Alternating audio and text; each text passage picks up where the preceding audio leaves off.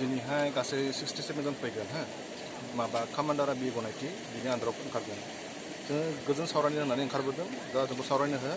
उनाव जानाखि मावलांनांगौ नोंसोरो जों नुलांबाय थागोन जों मावनायखौहाय आरो किबा हुदा लागासै किबाजी 67 शांति प्रक्रिया केतिया आरम्भ आलोचना प्रक्रिया केतिया आरम्भ ना जोङो रायलायगासिनो दङ जोङो मा होनोमोनलायो आसामनि चिफ मिनिस्टारजों ओमफ्राय जोंनि बिटिआरनि सिएमजों जोङो सावरायगासिनो दं खोथाफोरखौ दा बिसोर मोनसेल' खोथा होदों जोंहाय जोंनि मानसिफ्रा ओंखारबोजोबनांगौ सिगांहाय ओमफ्राय जोङो सावरायनायखौ आवगायलांबाय थागोन बिदिनो नोंथांमोननि गेजेराव माखासे केडारफोरा जेलाव दङ दा बिनि बागै बा सावरायनाय जादों जेलनि थाखायनोथ' जोङो दा सिसफायार लादोंना सिदा खोथा माखासे सुबुंफोरा पलिटिकेलफोरा एनएलपिनि माखासेफोरखौ मेकिं होनना बुंदों बिनि सायाव मा बुङो बिसोरखौ बुंनो हो दे बिसोरो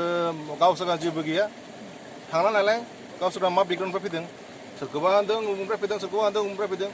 आरे आफादाव मा सोरबा लेखा गोरोंनाव थांनो मोन नामा सोरबा हालुवालाव थांनो मोन नामा जिखिजाया बर'नि आफाद बर'आनो थांगोन ना बेहायलाय सोरथो आरो सोर दंबावो दस्रा मानसियालाय थांनोलाय दस्रा मानसिया थांफायाना बुंग्राफोरखौ बुंबाय थानो गावसोरहानो मा जानानै दङ दा माबा আজি বিশেষ কোনোবা অতিথি আহিব নেকি আপোনালোকে হা